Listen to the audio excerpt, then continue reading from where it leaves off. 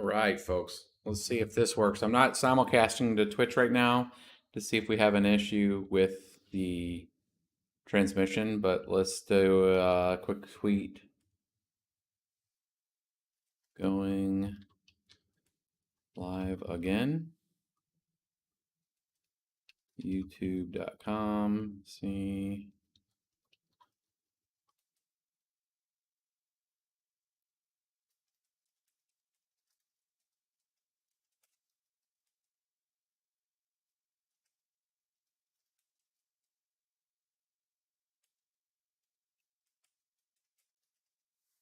Let's see if this works. I had to go through and make all kinds of changes. Something had some definite effects on my network prior. So we should be back. Live take two. New shirt. No, same shirt. Same shirt. Didn't change. Got my hair sticking up a little bit. I had a hat on for a little bit right after the call, and I ended up taking it off. Much cleaner, somebody says. I just redid some network stuff, and this streaming PC is now directly connected to the router. That took some rewiring. So far, so good, much better. Yeah, and I'm actually streaming higher quality, higher throughput.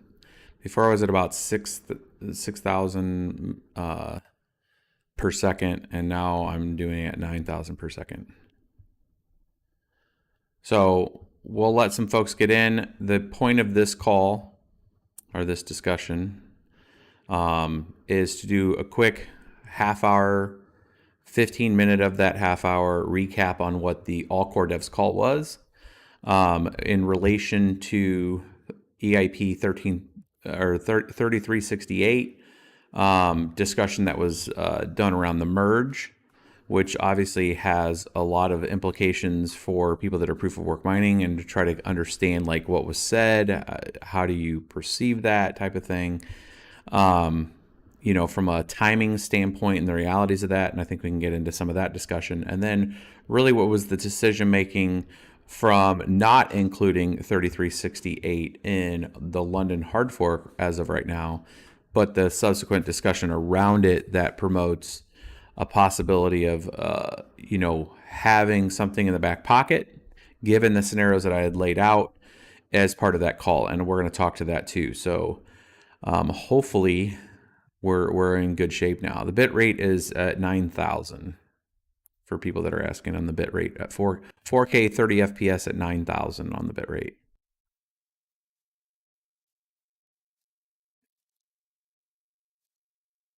So 3368 is an EIP that I had written in regards to offsetting the potential risk of the fee burn coming in from 1559. So in July of this year, there's they call it the London hard fork. So they give a naming convention to software updates for Ethereum. Software updates that come out as a hard fork, which means for folks that are not fully tracking what hard forks versus soft forks mean, is to have a hard fork on a cryptocurrency blockchain, you have to get an alignment with regards to the node providers, the pools, the miners have to, the basic concept is that you want everybody to agree that the updates and changes that are coming there are done in agreement, and everybody can update their clients to include the features in that. It's a requirement if you want to stay on the same chain when it comes to a hard fork, meaning there is a hard fork in the road. You either have to go left or right. So that's what the nomenclature, when we start talking about what hard fork versus like a soft fork is. Soft fork, by and large, is just some kind of variable change that is backwards compatible with the previous software you're running. So if you don't necessarily run the updates of a soft fork, it doesn't mean you can't participate, nor does it mean that you're out of alignment of the current chain when it comes to blockchains. So there are situations where sometimes there's soft forks, and if you're a participant and you're not really promoting any particular effect with that soft fork, it doesn't necessarily, it's backwards compatible with the previous chain. So typically Ethereum has semi-annual, sometimes 3 a year, sometimes 1 a year, hard fork updates, because they're pretty significant. The chain has to be pretty in tune. The participants that have nodes and that have to understand what's coming, understand what the implications are of the particular updates to the change, and how to account for them. So like if you're a software builder and you're building something on Ethereum using the EVM, you got to have a basic understanding of what's about to come out, because the underlying code that's ran on some of the smart contracts have an implication to some of the ways that maybe the code that you've written may have in effect. So it's very important for people to align around what's coming into some of those, and some of the precursor to understanding when somebody puts forth an EIP, an Ethereum improvement plan, and it gets pulled into the process. Part of that is an adjudication that happens at that all core devs meeting, which is transparent and public in display, at least from some of the discussions that are had, which is it's like a public record, right? So that's what the ACD all core dev meeting is, and what it means to like Ethereum in some of its changes. The EIP 1559, which is what a lot of the consternation was around, was a component within 1559 that had to do with the fee burn, and then that subsequent has a real world effect on people that are mining. And there's a lot of theoreticals right now floating around of how big of an impact that's going to be. That has consequences if that cut is too deep, with the price going down, and that was part of the concern I had brought forth originally with this this kind of stopgap measure of looking at over the past year. If we take all of the ETH fees plus block reward, what's been around the average yield price, or yield itself, related to Ethereum, and that's where that 3 came from. So the 3, it's been about 3.17, I think, is the actual total aggregate on it, but it offsets the risk based in addition to the price. So when we were at $330 ETH price and we were a little over 200 terahash, there was still about 3 ETH yield. So if we knock that down to 1 ETH yield or 2 ETH yield on top of like a price decrease, then there could be a precipitous drop, precipitous meaning like rain, like a large amount of change to the network security layer. And then that, because less participants will be on it, they'll be mining other things or potentially selling the hash power. And then that, there's no real good order of risk management that I've seen come forward on that vector. It's always been dismissed that Ethereum was too big to ever have a security issue because it was the most profitable thing to mine, or it has been, and thereby why would somebody challenge that in any capacity? What was the incentive around that? And I genuinely agree with that assessment from the start of Ethereum to date,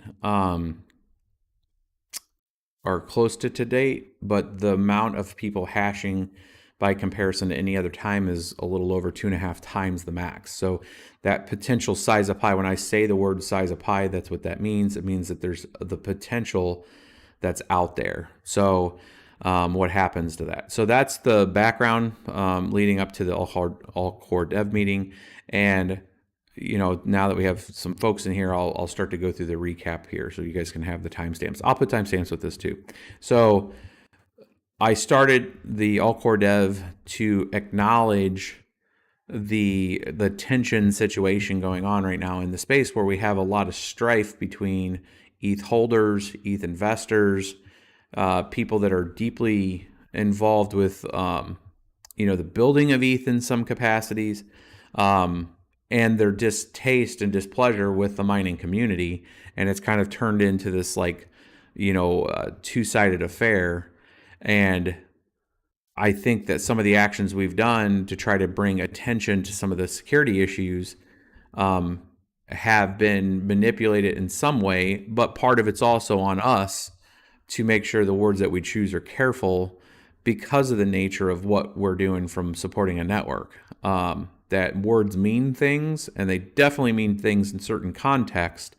And when using the word something as like show of force in the context of proof of work is a threat as far as the world is concerned, because the whole point is if you have a collusion of miners and you're showing force, you are thereby default saying that you're going to attack the network. And I think they really honed in on that as a direct threat to the network, even though obviously our intentions was not to attack the network. It was to show the inverse of that there's a risk associated if you have a precipitous drop of participants, and where does that hash rate go? That still doesn't get around that fact that that's a thing. And there's other networks that have been attacked. And I think if we were in the previous all-time high with even 20%, 30%, even hell 50% of the all-time high, that would be one thing. But we're in orders of magnitude more participants than we ever have on Ethereum. And I think that is grounds for new, at least appreciation and understanding that given the market dynamics that we're in right now, where people are spending exceptional amounts of money for things like ETFs, ETFs, God, that's on my brain, NFTs, rather, non-fungible tokens, that it is not a stretch to think if there was aligned interest to cause harm to Ethereum's ecosystem, that if given the chance, that some actors wouldn't take advantage of that. And that's my whole point, is that there is a very rich environment of distaste across multiple networks right now that are all garnering for some kind of attention control, the feature set control of this emerging market. And I think that when you start taking in some of those existential circumstances and you embody that with a situation where you have Ethereum making a monetary change with regards to burning fees and creating this animosity because it's going to hit the miner in a different way, it creates a soup of issues. And I look at it, outside looking in from just a standpoint of having been part of the proof of work mining scene for a long time, of like, this is a recipe for a potential issue if there's no protection on ETH hash. So that was the grounds of my discussion with them. But I wanted to start it with an acknowledgement that words mean things, and I understand that that it hasn't helped in that idea of the tension piece when we were talking about a show of force. So I started that to be, just professionally respectful. I think that there's nothing, people can take that as like, hey, like, whatever, dude, you said whatever you said, now I hate you forever. And that's fine. I mean, you can think that way. I don't think you move forward in that kind of standpoint. And you also create a super potential toxic understanding, of a network in that regard. We're trying not to acknowledge an issue that we're trying to make sure is corrected, but it still doesn't get around the risk. Like, you still can't just like, oh, okay, EIP 3368 is gone, you guys are screwed, we're going to proof of stake, good luck. It's like, well, no, you still never fixed the root issue that we were bringing up, and that there's still a risk that needs to be attended to, at least with something in the back pocket. And I think that's that middle part. So there was that kind of acknowledgement in the front.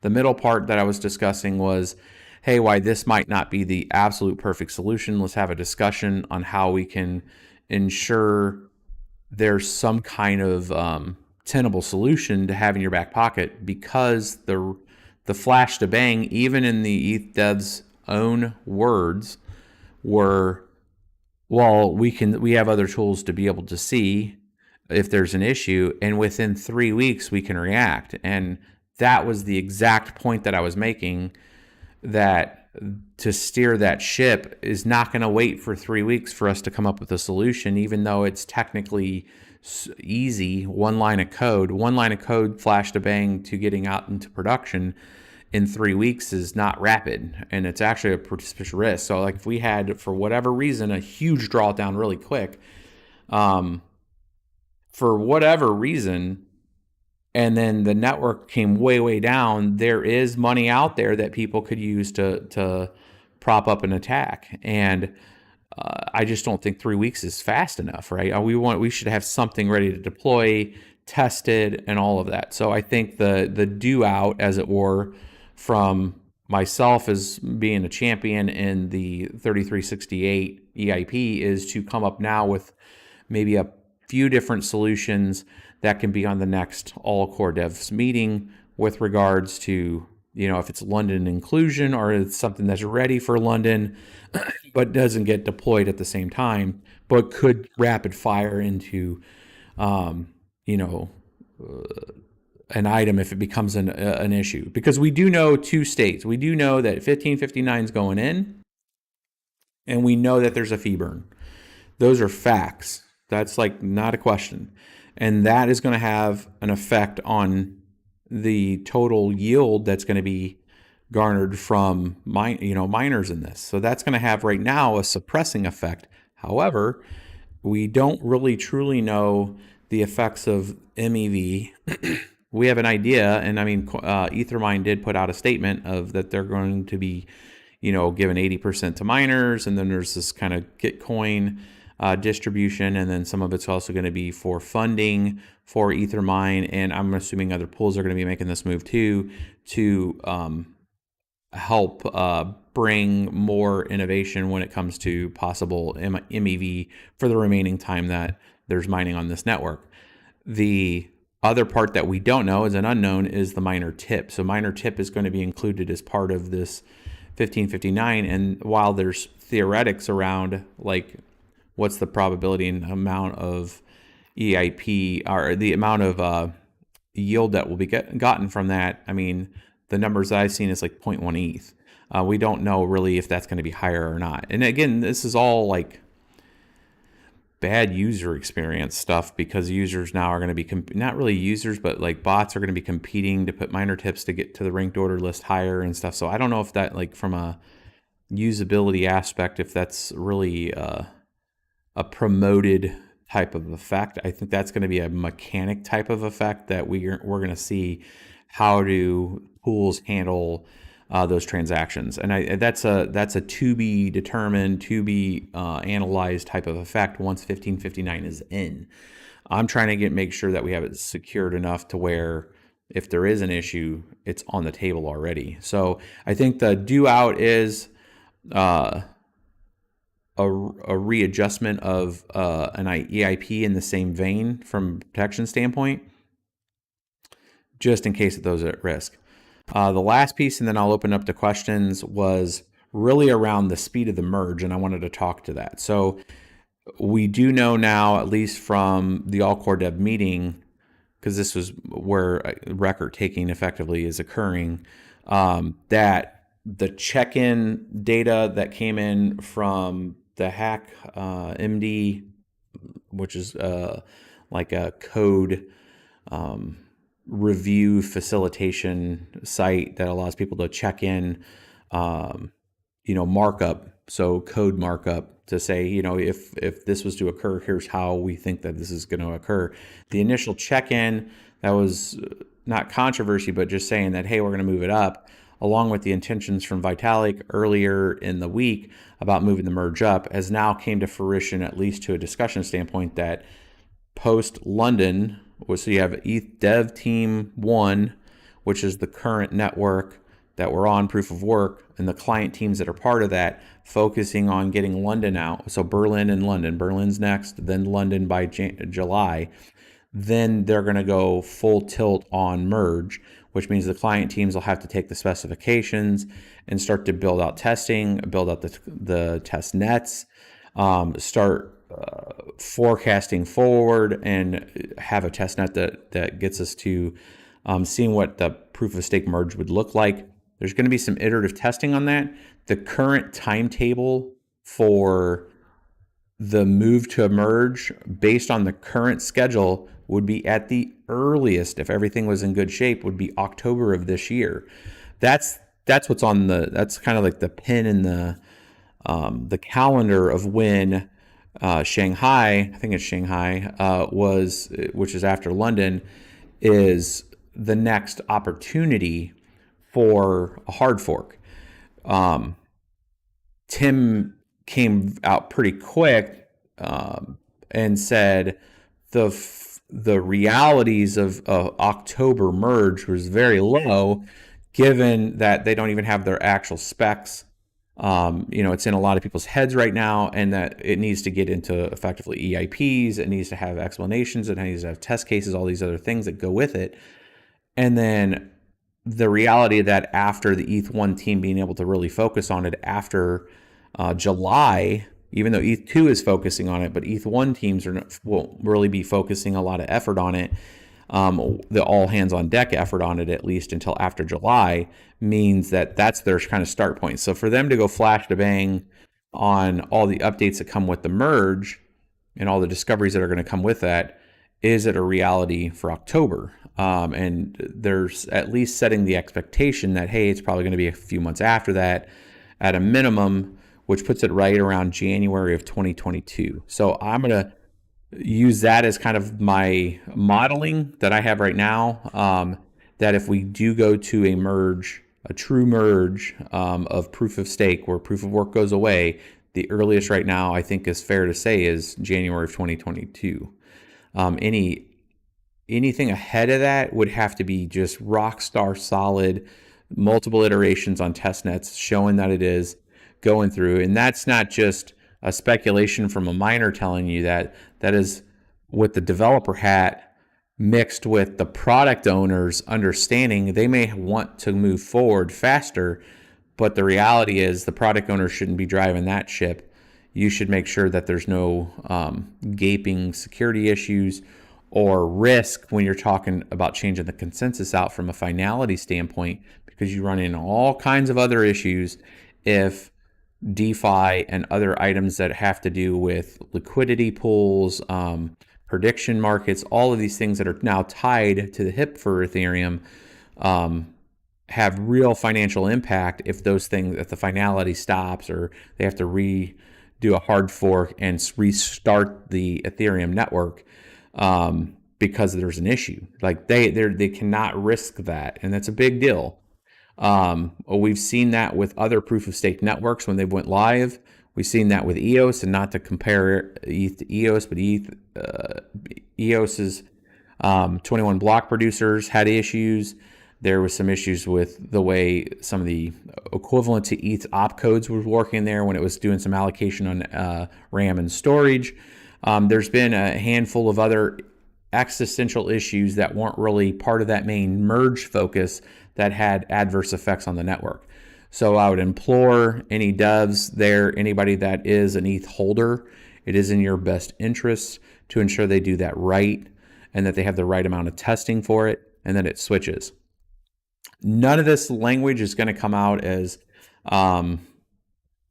people, there's going to be people on all sides looking at it like there's no way this dude's sincere on this, like he has everything to lose from a proof of work mining, an ETH move into proof of stake. But I would caution that assumption as the guidance that I'm trying to give good tenable software development behaviors, given the fact that I was mining before ETH wasn't even a thought.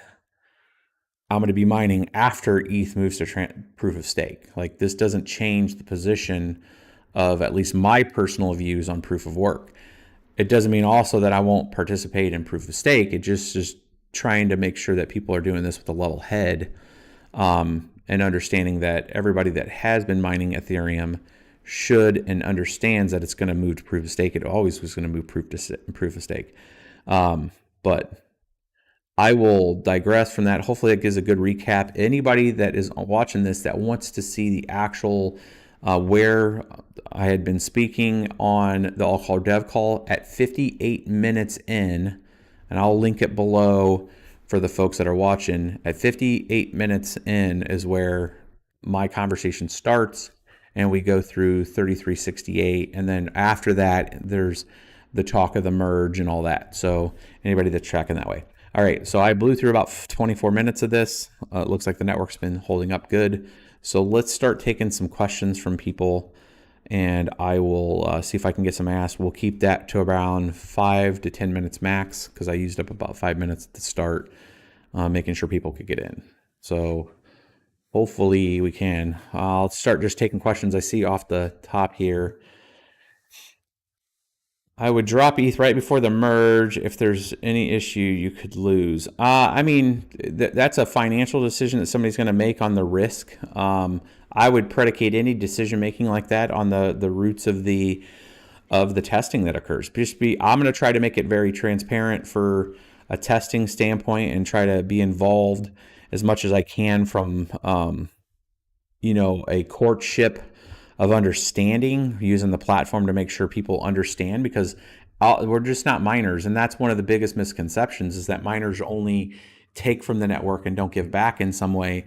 Miners, especially miners that are large entity miners, mine a whole range of different coins, and they take huge interest in stake into Ethereum. So not just of its proof of work standpoint, but our DeFi participants, NFT participants. I mean, we're here for that. So let's see here. Why will they not increase the block size, man? So one of the questions was, why doesn't it just increase the size of the block? So there's a behavior to understand when you start increasing the size of the state. So something like Bitcoin or a layer 1 chain that doesn't have an EVM running on top of it, which is the Ethereum virtual machine. Ethereum virtual machine breaks out into what you would equivalent to like 3 databases. Okay.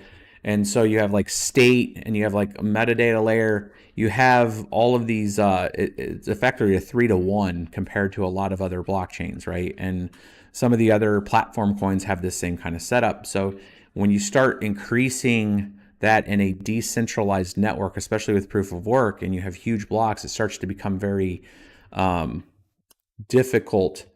And you start creating a lot of orphans. There's a lot of issues when it comes to syncing, when you have massive code bloat or state bloat chains. So there is a behavior and a balance to having block size there, and that's part of that discussion when you hear them talking about the fee. Like if somebody's paid a fee and it sets out there and it doesn't get picked up, and then how does it do the refund and stuff? There's some of that state capture there has issues that it can have. $5 super chat from Represent. Do you think the price will rocket post-July given the rewards decrease? If I am correct, into 2022 when it comes to POS. So part of ETH's monetary policy has always been around, if you can decrease the amount of inflation over time, you'll have some basic scarcity clause come into play to where less ETH will be moving around because less ETH is being picked up and then thereby sold to pay for the machine that mines it, right? I think it's like anything. It's not so connected to price like people think. However, it doesn't mean that speculation and stuff can run up the price in lieu of that narrative, right? So ahead of 1559, not financial advice, but I would expect the price to increase, which offsets a lot of risk. That's the part of the things that weren't really talked about, is those out of the 10 scenarios I brought up, is that like 7 of them are in pretty decent shape. Like the mid ones are pretty much status quo right now. Miners take a hit when it comes to yield, but there's 2 or 3 scenarios on the flip side of that where price goes up exponentially. And even though yields are down, profits based on USD value actually go up, to where miners are quote unquote making more. They just don't have the same yield that they're getting. That's the big thing, because as more people participate, the yield decreases because they share in that yield. And that's the amount of Ethereum that you're receiving, right? And if the Ethereum's worth a lot more, which is part of the reason of this massive growth, it hasn't been all about the fee generation. It's also been the fact that Ethereum's sitting at $1,800 from, years of being down all the way down to $86 and then sitting around $200 to $300 for a long time. That's a pretty exponential growth in value. So that's part of it too. All right. Let's see if you guys have some more questions here. So did anything change with the dev call? Are you going to be pushing the time? Are they pushing the timeline of 2.0 up, as you stated, possibly in January 2022? Yes. So the focus, the main acknowledgement was the focus that the devs are going to post London. They're going to focus on merge. And then it's a question of how long does the merge take? And I think the over under on that right now is at least 6+ months from London. Such a hugely impactful change to ETH. My pessimistic side says this will be a full year from London's release, which would be July. That's my pessimistic side of taking the history of ETH mixed with the calculus that would be involved in calculating the other risk factors with regards to PoS, at least for Ethereum not being quote unquote proved out yet, that there could be things found, any one thing can slip that schedule. So the pessimistic side of me says it's going to be July of 2022. The leanest way I think they could get it would be January of 2022.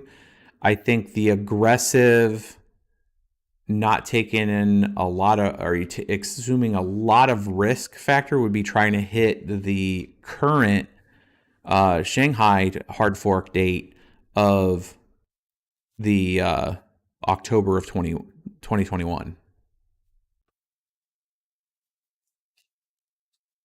So Shanghai is what the merge is going to be as of right now, unless there's some kind of weird existential issue that they run into when they go, oh yeah, we didn't think about this, and this is going to break all kinds of things if we do it. And then they're like, okay, we got to go back to the drawing board. Kind of what they've done with sharding and optimistic rollups and ZK rollups.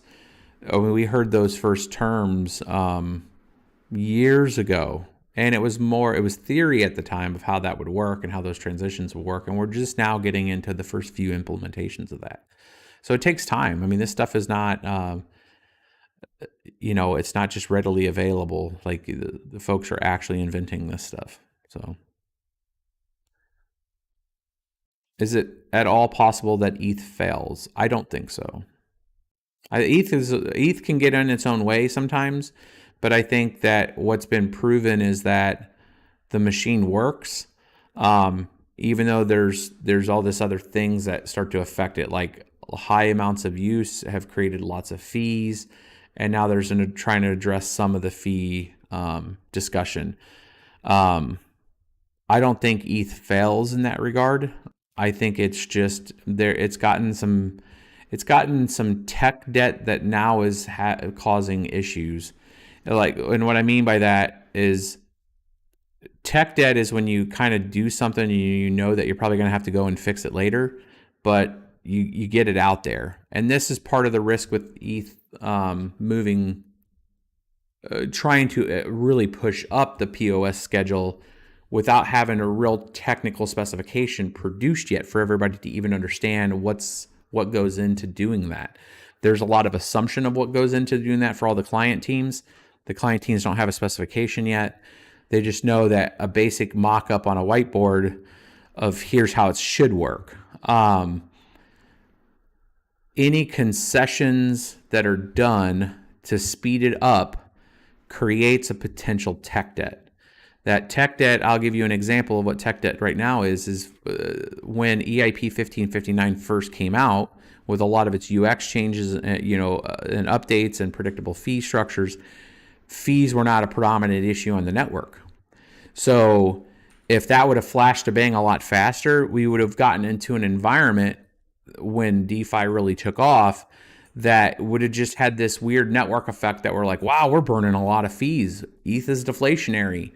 There's an argument to be had to say that narrative played out without contention from the miners may have played out better for Ethereum right now when it comes to price discovery, because it would have been burning so many more fees ahead of that, and we would have never, as a miner, ever felt that yield increase. Thereby, the network would not have necessarily, quote unquote, expanded because of the opportunity value that having a lot of those fees would have brought.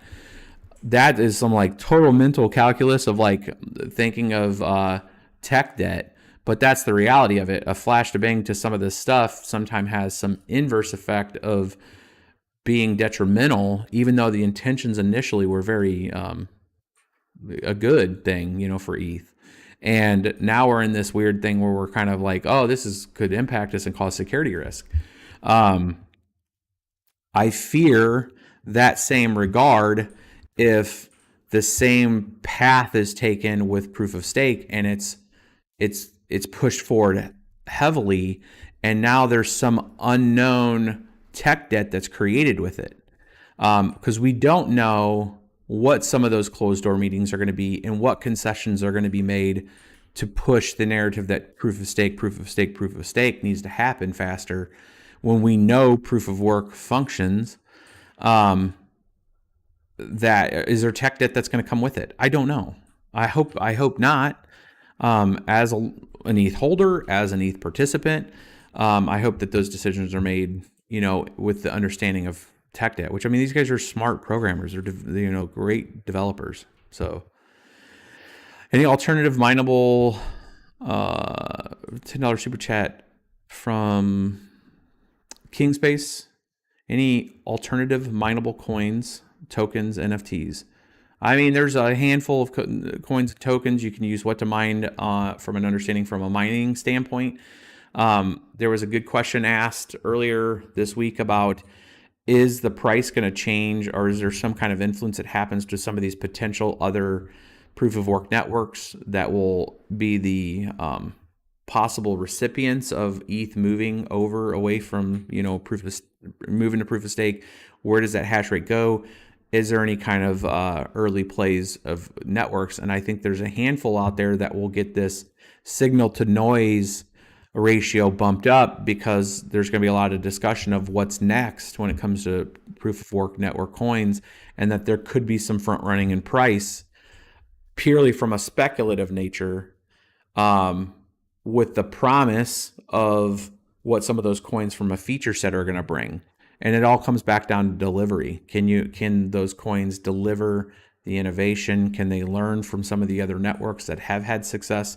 And can they implement their versions of that in a different way? And you could argue that the reasons why some of these other networks have spun up is because there's been a difference of opinion of implementation. If you look at the top 3 platform networks right now that are moving into place, Polkadot and Cardano, both platform plays. Gavin Wood and Charles Hoskin being original ETH, part of that core ETH development and people that invented ETH, right? 2 of them spun out and made their own competing platforms, right? So while I think eventually it'll all be a coalesced world with features on all of them that complement each other in some way, because the world's a big place, and cryptocurrency blockchains, even if they're not, even if they address some of the scaling issues, we're still talking a potential at some future state where billions of people every day are interacting with these in all kinds of different ways. It's going to be a platform of the many versus one platform being, I think, the entire encompassment. I think that's the real reality of things when you start to think of not just from a speculative nature of pumping up a coin, but from literally the diversity of distribution of talent that's across all these networks that are going to have their own individual take on how to approach something. And not any one coin. This is kind of when I watch a lot of Bitcoin maximalists, which I love Bitcoin. It's what brought the whole show together. But it's short-sighted, I believe, when you start talking talent pool and where people are putting their efforts on that are amazingly smart individuals that will put a lot of blood, sweat, and tears into building things. And when you have that diversified across multiple networks, I think networks will benefit from each other from some of that growth. It's, a pro-growth, standpoint. Some networks are going to do better than others at implementing it. I think we've seen that with like EOS and some of these other coins that have huge, they went out and raised a lot of capital, but there really hasn't been a lot of adoption for a range of reasons, versus networks that have had a lot of range of adoption. So, a lot of stuff to mine. There's a lot of networks that are not moving away from proof of stake, or moving to proof of stake. A lot of networks staying on proof of work, and I think that's gives it good from an ecosystem standpoint.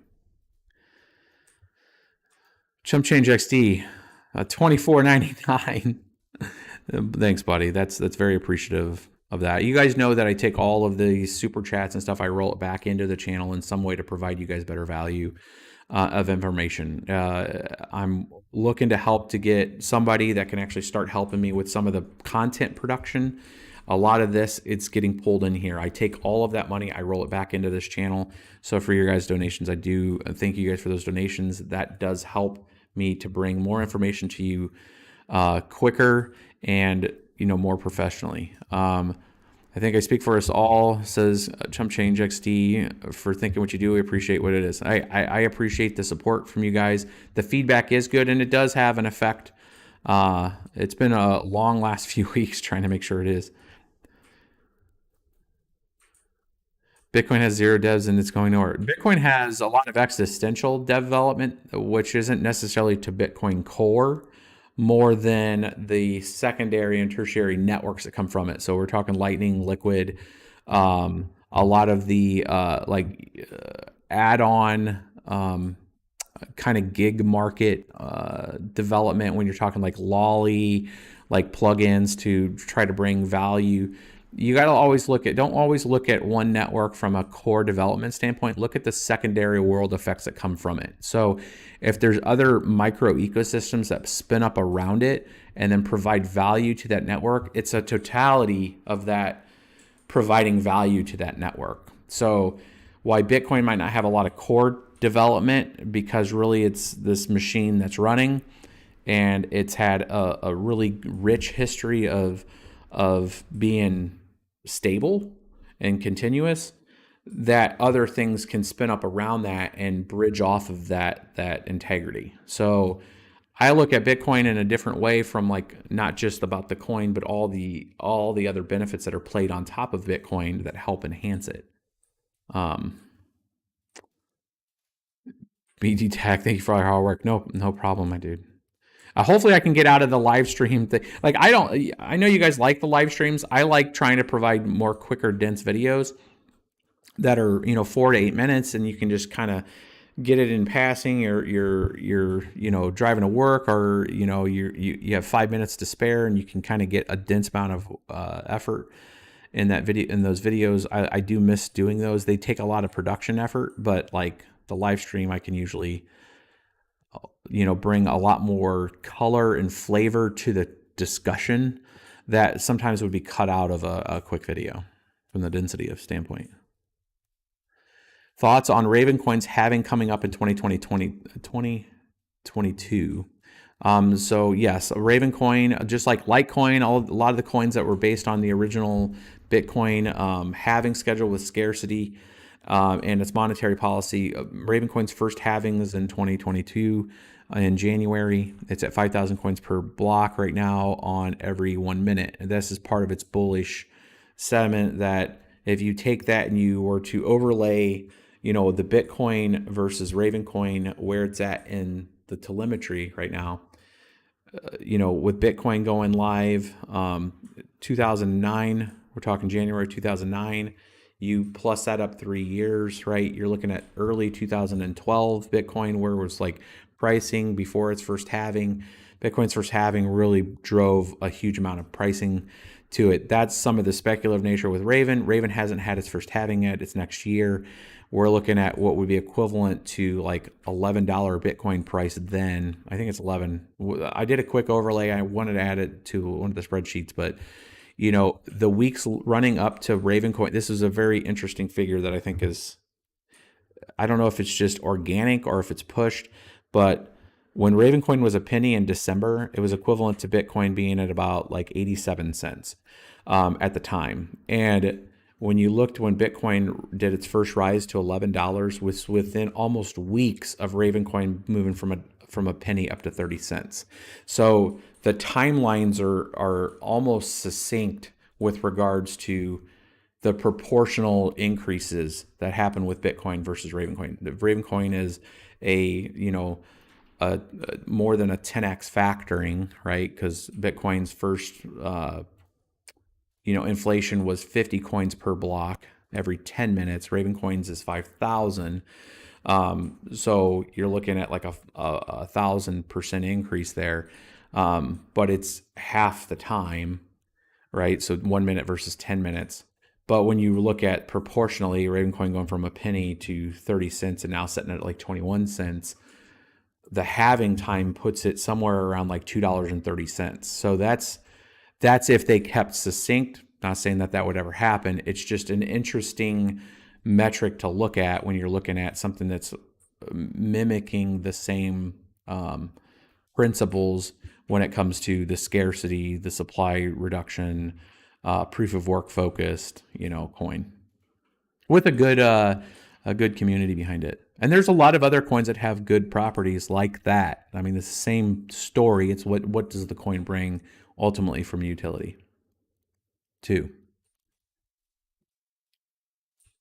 All right, guys, I'm going to start to wrap this up. I was supposed to only keep it to a half hour. I totally, obviously, bait and switched it to 45 minutes. Hopefully, it's been a good discussion.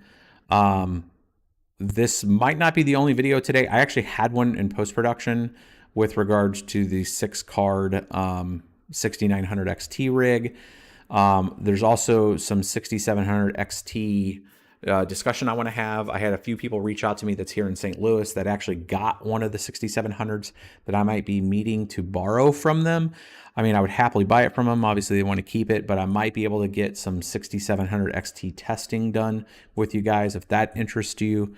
Again, we'll go full gamut testing on that. I'm going to try to pick up one too, but if I can get the handle on that 6700 today, then that would put me doing a video for you guys tomorrow on the 6700. We'll probably do a live stream testing on that.